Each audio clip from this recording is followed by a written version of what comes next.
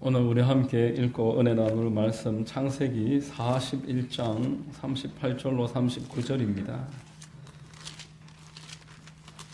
오늘 은혜 받으실 말씀은 창세기 41장 38절, 39절 두 절 말씀입니다. 제가 봉독해 드리겠습니다. 바로가 그의 신하들에게 이르되 이와 같이 하나님의 영에 감동된 사람을 우리가 어찌 찾을 수 있으리요 하고 요셉에게 이르되 하나님이 이 모든 것을 내게 보이셨으니 너와 같이 명철하고 지혜 있는 자가 없도다. 아멘. 할렐루야. 주일 오전 예배, 오늘 송년주일 예배에 나오신 여러분들 주님 이름으로 환영하고 축복합니다. 우리 옆에 분들과 한번 인사하시겠습니다. 참 잘 오셨습니다. 참 잘 오셨습니다. 만나서 반갑습니다. 저는 봉독해드린 창세기 41장을 통해서 하나님의 영에 감동된 사람, 이와 같은 제목의 말씀을 전하겠습니다. 우리 모두에게 성령께서 큰 은혜 더해 주시기를 바랍니다. 자, 여러분, 사람들이 처음 예수님을 믿고 이제 거듭난 마음을 가지고 신앙생활을 생각할 때 아주 기대가 큽니다. 오해를 하는 것이 있는데, 내가 제2의 축복이라고 불리는 성령 충만, 그래서 남들처럼 방언도 하고 뭐 이러한 성령의 특별한 경험을 하게 되면은 모든 문제가 일거에 해결이 될 것이다 라는 그런 기대를 가지고 신앙생활을 합니다. 세상에서도 일확천금을 노리듯이 영적으로도 한탕주의를 생각하는 것입니다. 내가 한 번에 병도 고침받고 인생의 문제도 해결을 하고 기도도 다 응답되고 성령 충만해서 영적으로 아주 수준 높은 사람이 되리라, 그렇게 기대를 합니다. 그러나 예외도 있기는 하지만 하나님의 방법은 한탕주의가 아니다라는 것입니다. 열왕기상 17장에 보면은 엘리야에게 까마귀가 날아와서 그의 먹을 것을 줍니다. 왜 까마귀일까? 이런 생각을 해봤었습니다. 독수리가 왔으면 좀 더 큰 것을 줬을 텐데, 그리고 뭐 코끼리라든지 다른 방법이면은 더 많은 것을 물어다 줬을 것인데, 까마귀가 물어다 줘봤자 뭐 생선 한 마리 더 주겠습니까? 그때 필요한 것만 계속 공급을 받았다, 그런 의미가 그 말씀 안에 있습니다. 일용할 양식을 공급받고 당장 망하지는 않지만 이 그때의 은혜를 통해서 스스로 하나님의 그 사랑을 발견을 하고 깨닫고, 그래서 믿음 안에서 더 강해지기를 바라시는 하나님의 섭리가 들어있는 줄로 믿습니다. 하나님은 우리를 점점 강하게 하십니다. 점점 좋아지게 만들어 주십니다. 이런 은혜가 있게 되시기를 바랍니다. 사무엘하 3장 1절에 사울의 집과 다윗의 집 사이에 전쟁이 오래매 다윗은 점점 강하여 가고 사울의 집은 점점 약하여 가니라. 제가 예전에 우리 성도님들한테 설교 중에 이런 말을 했던 게 기억이 납니다. 기도하면은 하루에 1%씩 좋아지지는 않습니다. 그러나 0.1%씩, 0.01%씩 좋아집니다. 계속 좋아집니다. 근데 기도 안 하고 있으면은 당장 뭐 내일 어떻게 되는 법은 없습니다만은 점점 약해집니다. 당장 표가 안 나는데 1년 지나고 2년 지나고 나면은 기도하는 사람하고의 차이가 계속 더 커집니다. 이런 이야기를 했었습니다. 여러분, 오늘 우리 읽은 이 본문을 통해서 하나님의 영에 감동된 사람은 그때부터 한탕이 시작되는 것이 아니라 연단이 시작되는 것입니다. 하나님이 그 영으로 감동시킨 사람은 그때부터 연단을 시키셔서 점점 강하게 만들어 가십니다. 본문의 주인공 요셉은 아주 길고 정말 끝도 없이 깊은 연단을 통과한 사람입니다. 여러분, 요셉의 스토리는 어쩌면 그렇게 들으면 들을수록 질리지 않고 새롭습니다. 내 족장 중 가장 스토리가 깁니다. 어릴 적부터 시작해서 그 연단의 크기가 만만치 않습니다. 그리고 이 연단이 다른 족장들에 비해서 극적으로 반전이 일어나기 때문에 이 극적인 반전 앞에서 우리 모두가 크게 통쾌함을 느끼고 소망을 가지게 됩니다. 무려 13년 동안이나 상상을 초월하는 고통을 받았기 때문에 이 요셉의 이야기는 우리 모두에게 소망을 주고 희망을 더해주는 것입니다. 여러분, 요셉이 연단받기 전에 하나님으로부터 꿈을 봤습니다. 꿈에 형님들의 곡식단이 다 쓰러지고 나한테 절하라고, 나의 곡식단은 일어서고, 이런 꿈을 꿨습니다.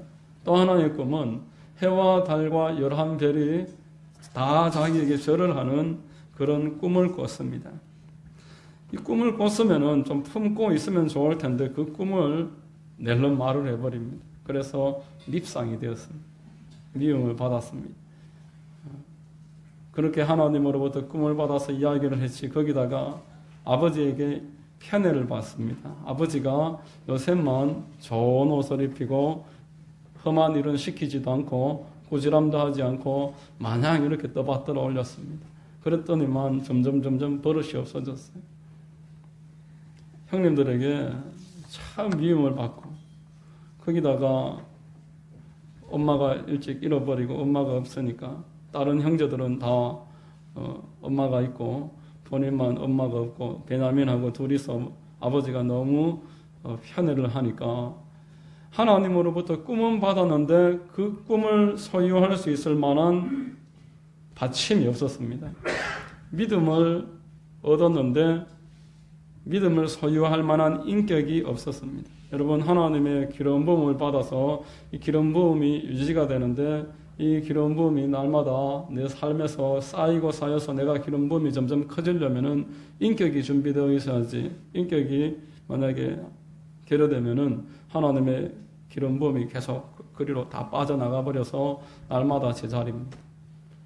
요셉은 하나님이 주신 꿈, 하나님이 주신 믿음, 이것을 지킬 만한 그릇도 없고 인격도 갖춰주지 못했습니다. 학교에서 우리가 밥을 받으러 갈 때 뭐가 필요합니까? 숟가락만 들고 가면 되겠습니까? 식판을 들고 가야 밥을 받을 수가 있지, 맨손에 국을 받을 수는 없지 않습니까? 이것처럼 하나님이 그 요셉을 연단시키실 수밖에 없었다라는 것입니다. 받침이 없는 사람은 큰 선물을 감당할 수가 없습니다. 큰 선물을 받으면 쓰러져 버리는 겁니다. 여러분, 사사기의 삼손을 보십시오. 삼손은 하나님으로부터 택정받은 사람입니다.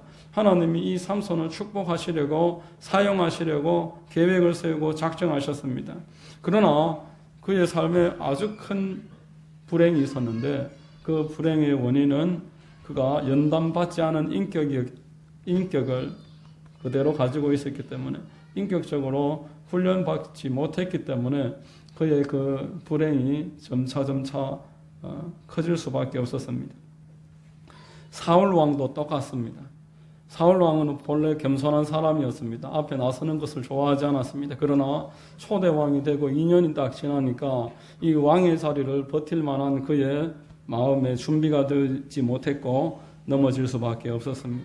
여러분, 가난할 때, 병들 때, 나에게 아무런 것을 가지고 있지 못할 때는 대단히 겸손해서 기도도 하며 예배도 드리고 하나님 앞에 봉사하며 열심히 주님께 순종하던 사람이 그 문제가 해결이 되어서 모든 것들을 잃어버리는, 태도가 완전히 바뀌어버리는 사람들을 주변에서 보게 됩니다.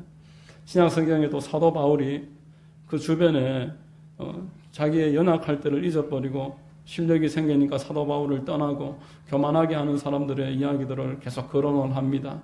그리고 본인도 이렇게 말을 했습니다. 고린도전서 9장 27절에 내가 내 몸을 쳐 복종하게 함은 내가 남에게 전파한 후에 자신이 도리어 버림을 당할까 두려워함이로라 라고 말합니다. 실컷 쓰임받고 버림당하는 경우들이 있을 수 있다는 것입니다. 그래서 하나님은 당신의 소중한 사람들을 연단하시는 줄로 믿습니다. 하나님이 버림당하지 않게 하시려고 우리를 연단시키시는 것입니다. 로마서 8장 28절에 우리가 알거니와 하나님을 사랑하는 자 곧 그의 뜻대로 부르심을 입은 자들에게는 모든 것이 합력하여 선을 이루느니라 라고 말했습니다. 이 또한 연단을 함축하고 있는 말입니다. 지금 당장은 선이 아니라는 것입니다. 그러나 하나님 앞에 연단받아서 그 과정을 통과한 사람에게는 하나님 앞에 엎드린 그 시간에 비례해서 합력해서 선으로 바꿔주시더라는 것입니다. 이 자체가 아무리 봐도 연단이 선으로 보여지지 않지만 하나님은 그것을 선으로 바꿔주실 만한 능력이 있으신 분이십니다. 여러분, 우리가 연단받을 때 하나님이 과연 나를 사랑하시는가? 하나님이 과연 내 기도를 듣고 계시는가? 나는 혹시 버림당한 사람이 아닐까? 이런 생각을 많이 하십니다. 그러나 그런 염려하지 마십시오. 불신자들, 자연인들은 그런 고민 자체를 할 수가 없습니다. 영적으로 죽어 있습니다. 내가 하나님께 혹시 버림받은 것은 아닐까? 이런 생각은 불신자들은 하지 않습니다. 하나님께서 우리를 당신의 생각과 우리의 생각이 다르다고 하셨습니다. 이사야 55장 7절에서 9절에 악인은 그의 길을 불의한 자는 그의 생각을 버리고 야훼께로 돌아오라. 그리하면 그가 긍휼히 여기시리라. 우리 하나님께로 돌아오라. 그가 너그럽게 용서하시리라. 이는 내 생각이 너희의 생각과 다르며 내 길은 너희의 길과 다름이니라. 야훼의 말씀이니라. 이는 하늘이 땅보다 높음같이 내 길은 너희의 길보다 높으며 내 생각은 너희의 생각보다 높음이니라 라고 말했습니다. 하나님이 여러분들을 사랑하시는 것은 우리의 상상을 초월하는 것입니다. 여러분, 우리가 하늘과 땅을 비교할 수가 없는 것처럼 하나님과 우리의 생각은 같지가 않고 길이 같을 수가 없습니다. 우리의 인간의 보는 눈으로는 깨달을 수 없다는 것입니다. 여러분, 창세기 1장에서 3장을 보십시오. 하나님이 그 전능하신 능력으로 세상을 창조하시고 다 우리에게 맡기셨습니다. 그건 성경은 복이라고 말합니다. 아무런 만드는 데 투자한 것도 없이 그 자리에 참여할 수 있게 하신 복입니다.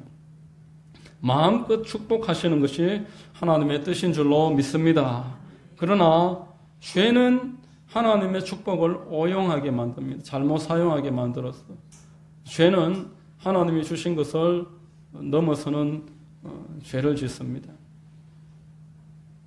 스스로 하나님 되고자 하는 오만방자한 마음을 품고 하나님을 스스로 떠나버렸고 하나님을 마음에 두기를 싫어하였고 마귀를 대적하지 않고 타협을 하고 하나님을 무관심하게 생각하고 하나님 무관심하고 자기 배만 섬긴다고 빌립보서에는 우리에게 말하고 있습니다. 이게 죄가 하는 일입니다. 여러분, 이런 사람들을 하나님이 택하시고 복을 주셨기 때문에 그 뜻이 복이기 때문에 연단은 필수이고 필연입니다. 이런 상황 가운데로 우리를 축복하시고 인도하시기를 원하시기 때문에 우리의 삶에 연단과 고통이 있는 것은 어쩔 수 없는 필연이다라는 것입니다. 하나님이 우리에게 무엇을 주셨습니까? 예수 그리스도의 십자가로 말미암아 죄를 용서하셨습니다. 우리 죄사함의 복을 받은 사람들입니다. 죄책을 느낄 필요가 없습니다. 하나님 앞에 회개하고 하나님의 예수님의 그 보혈로 우리의 죄는 날마다 씻음받고 우리는 하나님이 품어주시는 하나님의 자녀가 되었습니다. 하나님이 자녀들의 앞길에 모든 것들을 예비하셨습니다. 여호와 이레야 하나님께서 여러분들을 여기까지 인도하시고 장래에도 인도하시며 그 과정 가운데 모든 것들을 책임지시고 채워주십니다. 또한 그가 채찍에 맞으심으로 우리의 모든 질병을 고쳐주십니다. 우리의 모든 연약함을 우리 주님께서 대신 짊어지셨습니다. 그리고 성령님과 동행함으로 이 땅에서 승리할 수 있는 무한한 가능성을 가지고 있습니다. 그리고 영생 소망을 가지고 천국을 꿈꾸는 자가 우리 그리스도인인 줄로 믿습니다. 이런 큰 복을 받았다라는 것입니다. 이 큰 복을 받은 사람이 그 복을 자기 자신을 위해서 낭비해버리지 않고 하나님께 쓰임받는 일꾼이 되기 위해서는 연단을 통해서 요셉처럼 스토리가 있어야 됩니다. 내가 할 말이 있어야 된다는 것입니다. 내 삶을 통해서 하나님을 간증할 수 있는 사람이 되기 위해서 복받은 내용만으로는 감화 감동이 일어나지 않습니다. 하나님으로부터 인도함을 받아서 순종을 통해서 내가 겪지 않아도 될 일을 통과하는 가운데서 내가 하나님의 사람으로 일어서는 체험이 있어야 됩니다. 여러분, 일꾼은 절대로 연단을 피할 수 없습니다. 훈련되지 않은 일꾼은 가장 하품의 일꾼입니다. 운동선수는 훈련을 피할 수가 없습니다. 훈련하지 않은 운동선수는 링에서 고통을 당하는 것입니다. 따라서 연단을 이상한 일 당한 듯 여기지 마시기를 바랍니다. 여러분, 연단을 감사히 여기고 자신을 부인해서 순종하는 여러분 되시기 바랍니다. 요셉의 영적 교훈은 한번 따라하겠습니다. 연단은 반드시 끝이 난다. 연단은 반드시 끝이 난다라는 것이 요셉이 우리에게 주는 영적 교훈입니다. 연단을 허락하신 분이 연단을 감당하게 하시고 피할 길을 주실 것입니다. 두 번째로 우리는 이 연단을 통해서 하나님과 친밀한 관계가 만들어집니다.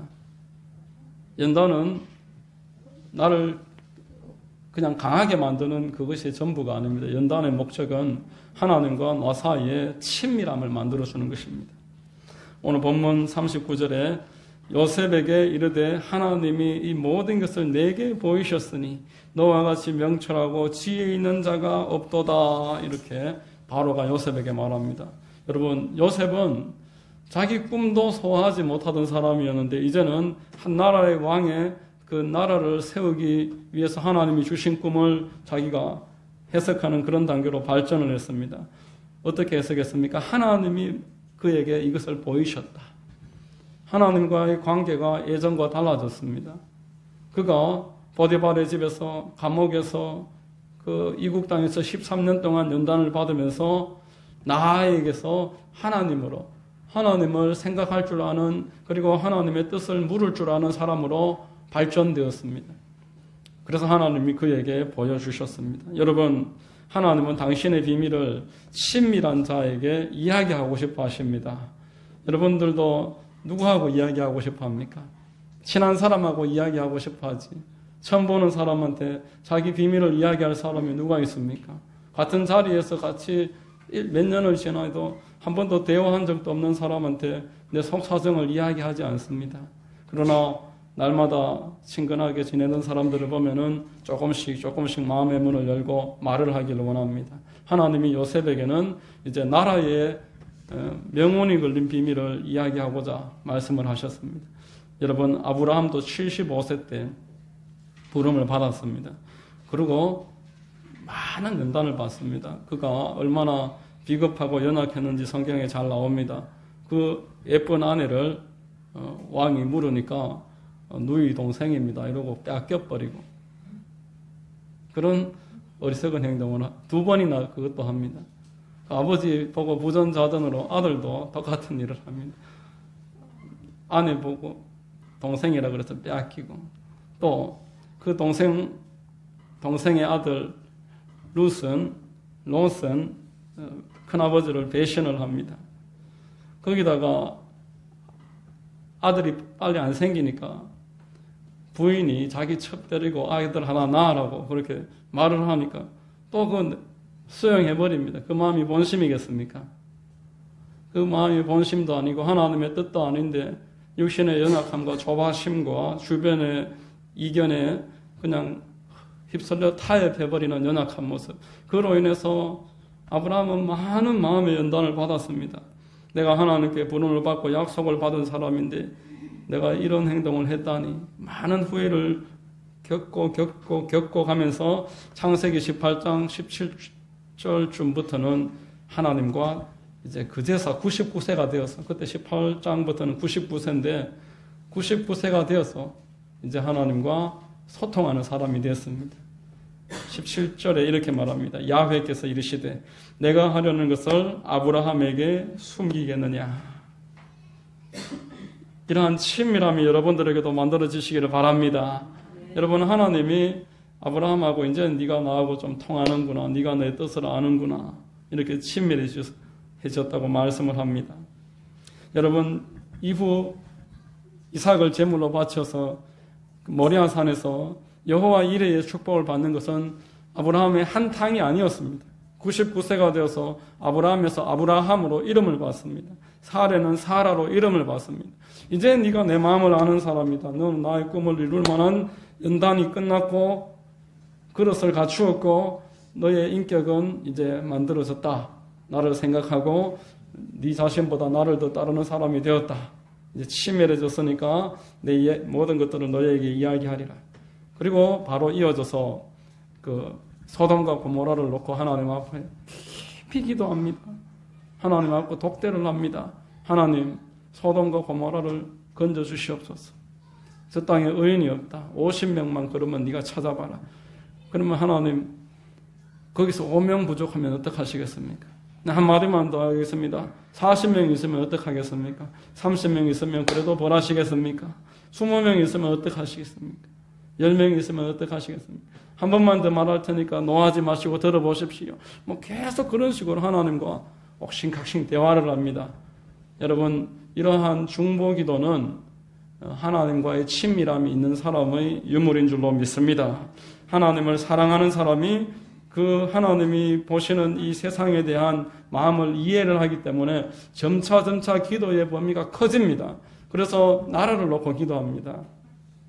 스코틀랜드의 개혁자였던 존 낙스가 스코틀랜드뿐만 아니라 프랑스와 영국에까지 많은 영향을 끼치는 아주 쓰임받은 주의 일꾼이었습니다. 그는 손님들이 아무리 많이 찾아와도 꼭 저녁 시간에 잠자기 전에는 마당에 엎드려서 이렇게 기도했다고 합니다. 오 하나님이 나에게 스코틀랜드를 주시옵소서. 아니면 이 생명을 거두어 주소서. 영국의 메리 여왕은 1만 명의 군대보다 존 낙스한 사람의 이 기도가 더 무섭다. 하나님이 저 기도를 들으신다는 것을 내가 알기 때문에 더 무섭다. 그렇게 실토를 했습니다. 하나님과의 친밀함이 나라를 위한 기도로 발전되었습니다. 또 가나안 농군학교 김용기 장로님, 저는 그분의 그 일대기를 읽으면서 많은 도전을 받았고 또 그분의 기도 생활을 본받으려고 참 많이 묵상을 했었습니다.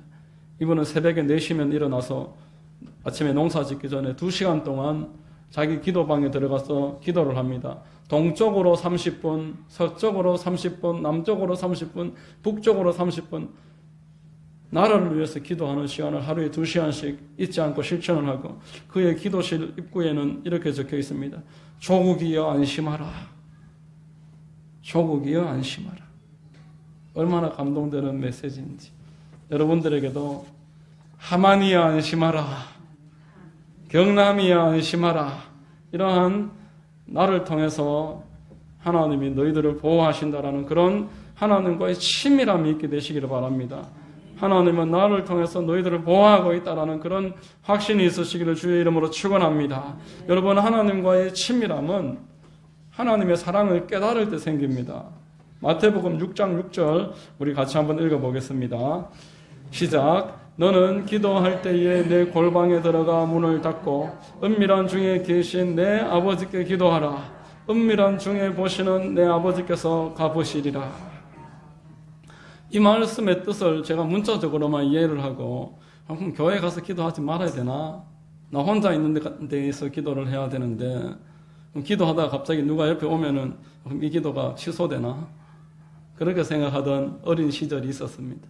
여러분, 이 말씀의 뜻은 뭐 사람이 많고 적음에 관련해서 이야기하는 것이 아닙니다. 하나님이 골방에서 나하고 독대하기를 원하신다고 그 뜻을 표현하신 것은 그만큼 내가 중요하다는 뜻이고 나를 사랑하고 계시다라는 의미입니다. 하나님께는 사람이 10,000명이 있든 1,000명이 있든 아무 상관이 없습니다만은 우리는 다르지 않습니까? 우리는 옆에 있는 사람의 그 숫자에 따라서 마음 태도가 달라집니다. 옆에 있는 그 배경에 따라서 기도에 집중할 수가 없게 됩니다. 하나님은 우리에게 말씀합니다. 아무것도 방해받지 말고 너하고 나 사이에 아무것도 우리 사이에 있게 하지 말고 너와 내가 독대하자. 여러분, 관심 없는 사람에게 왜 만나자고 하겠습니까? 관심 없는 사람하고 독대한다는 것은 대단히 귀찮고 피곤한 일입니다. 하나님이 여러분들을 이처럼 사랑하시기 때문에 여러분과 독대하기를 원합니다. 여러분, 기도는 우리가 만든 게 아닙니다. 기도는 내가 개발해서 하나님 앞에 무언가를 받아내기 위해 만든 어떤 방식이 아닙니다. 기도는 하나님이 우리를 사랑하시고 우리에게 무언가를 좋은 것 주시기 원해서 하나님이 개발하신 하나님이 우리를 향한 사랑의 밀실입니다. 사랑의 밀실을 만들어 놓으시고 와서 나에게 기도하라. 여러분 에베소서에 보면은 오직 성령의 충만함을 받아라. 이 말씀에 충만 또한 가득함을 말하는 것이고 나를 완전히 장악한다는 것입니다. 성령께서 너를 장악하기를 원한다. 그런 뜻입니다. 다른 것이 너의 삶에 너를 장악하도록 내버려 두지 말고 나만 바라봐. 나만 바라봐. 우리가 서로에게 나만 바라봐 이렇게 원할 때는 나도 너만 바라보고 있다. 그런 뜻입니다. 여러분 우리가 이것을 이해를 못하는 것입니다. 하나님이 주신 이 기도에 대해서 우리가 소중한 줄을 모르고 의무로 생각을 합니다. 사람하고 만나서 밥 먹고 차 마시고 왔다 갔다 하는 시간 포함해서 3시간, 4시간 아무렇지도 않게 우리가 사용할 수 있는데 기도하는 일은 1시간을 어려워합니다. 아무리 기도하는데도 5분밖에 지나지 않았습니다. 아무리 기도해도 1시간은 도무지 올 것 같지가 않습니다. 여러분 기도를 하면 할수록 기도 시간이 점차 빨라지는 은혜가 있을 것입니다. 여러분 요한복음 3장 16절에 하나님이 세상을 이처럼 사랑하사 라고 우리가 아무리 많이 들어도 깨닫지 못합니다. 언제 깨닫느냐 하면은 연단을 받을 때 하나님의 연단을 통해서 내가 하나님 앞에 깊이 엎드릴 때 그 사랑의 시간을 통해서 먼저 내 마음에 하나님의 사랑이 깨달아질 때 그리고 기도 생활을 깊이 하면서 그분과 친밀함이 만들어질 때 이때에 이제 하나님의 사랑을 알게 됩니다. 제가 마태복음 6장 6절을 깨닫고 나서부터 기도 시간이 확 바뀌었습니다.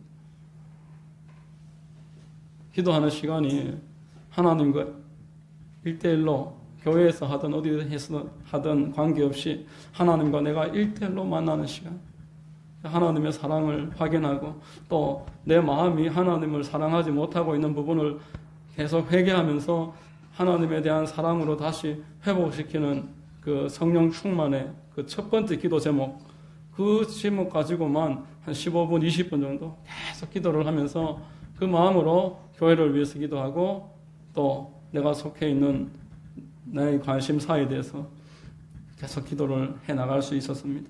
우리가 하나님 앞에 연단을 통해서 기도 시간이 길어지고 그 기도를 통해서 하나님의 사랑을 알고 친밀함이 생겨나고 하나님과의 1대1로 있는 시간을 귀하게 여기는 그런 마음이 만들어지는 것입니다. 여러분 사람들은 숫자 되게 많은 것을 중요하게 여깁니다.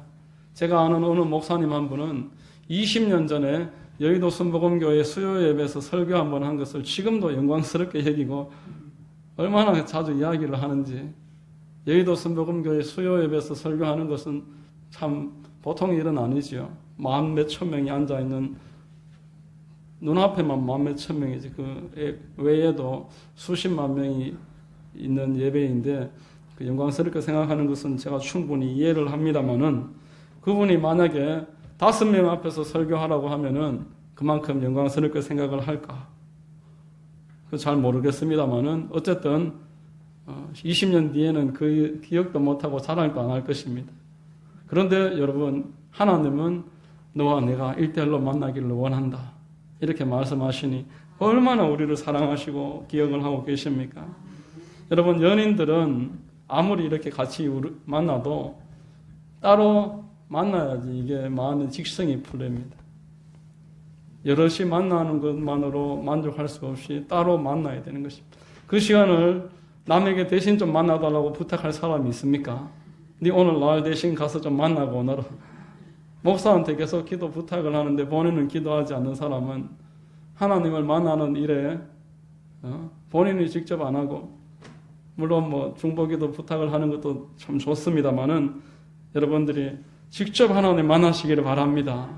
여러분 그렇게 동행을 하다가 같이 사는 것입니다.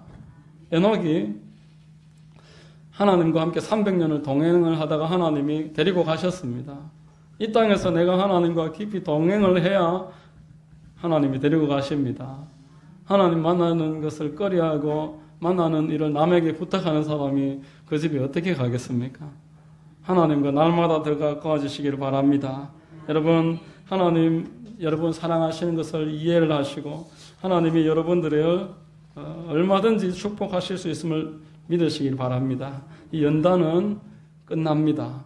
그러나 연단을 주신 목적은 여러분들이 연단을 통해서 변화되게 하기 위해서, 하나님에 대한 친밀함을 주시기 위해서, 여러분들도 하나님 사랑하는 사람 만드시려고, 그래서 연단을 주시는 것입니다. 대구의 동신교회 은퇴하신 권성수 목사님이 마지막에 하신 그 책 가운데에 이런 간증이 있습니다. 이제 사모님하고 결혼을 했습니다.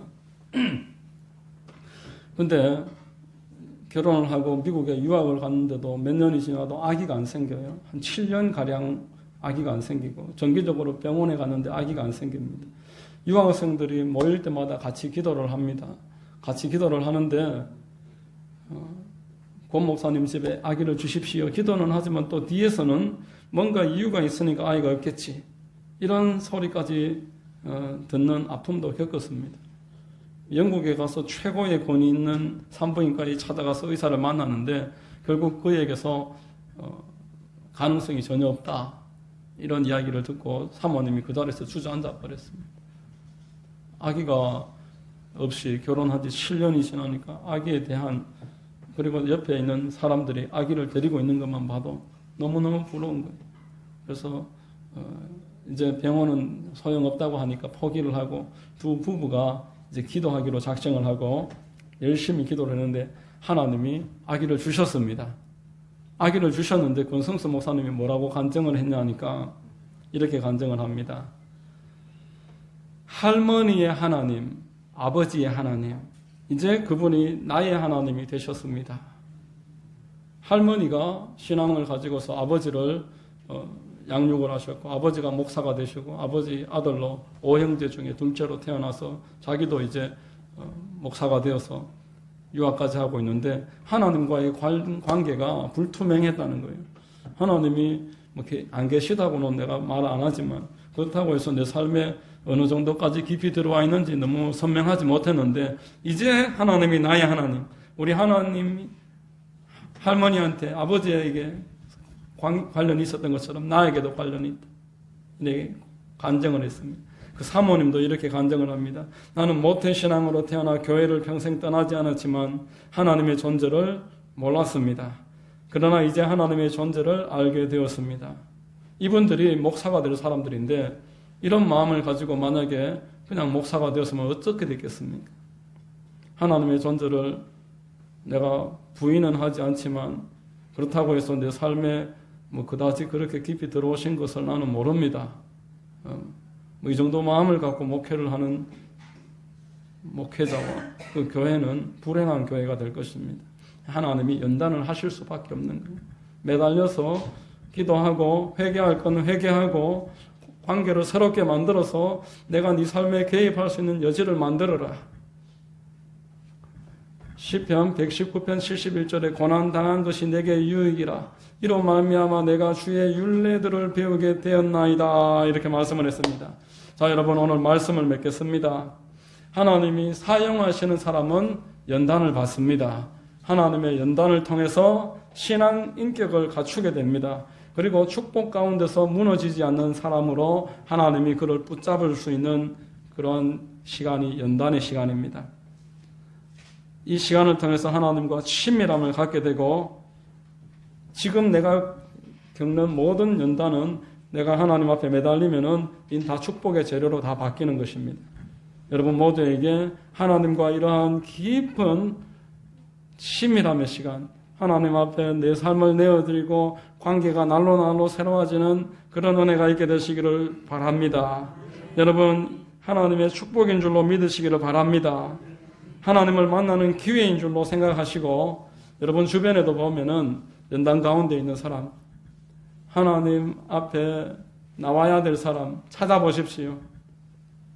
그리고 그에게 그 연단이 축복으로 바뀌려면 하나님을 만나야 된다고 말해 주십시오. 그리고 복음을 듣는 자리, 하우스 사역, 그리고 또 우리 주일 예배로 여러분들이 데려오는 그런 은혜가 있게 되시기를 바랍니다. 날마다 하나님 은혜 가운데서 여러분들이 점차점차 축복 가운데로 인도함을 받고 하나님께 영광 돌려드리는 그 2024년 되시기를 주의 이름으로 축원합니다. 기도하겠습니다. 하나님 감사합니다. 말씀을 통해서 참으로 연단받는 것이 나의 유익인 줄로 깨닫게 하시니 감사합니다.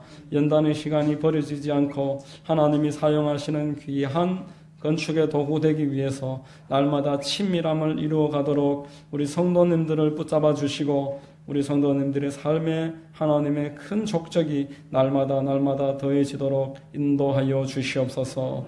예수님의 이름으로 기도드립니다. 아멘.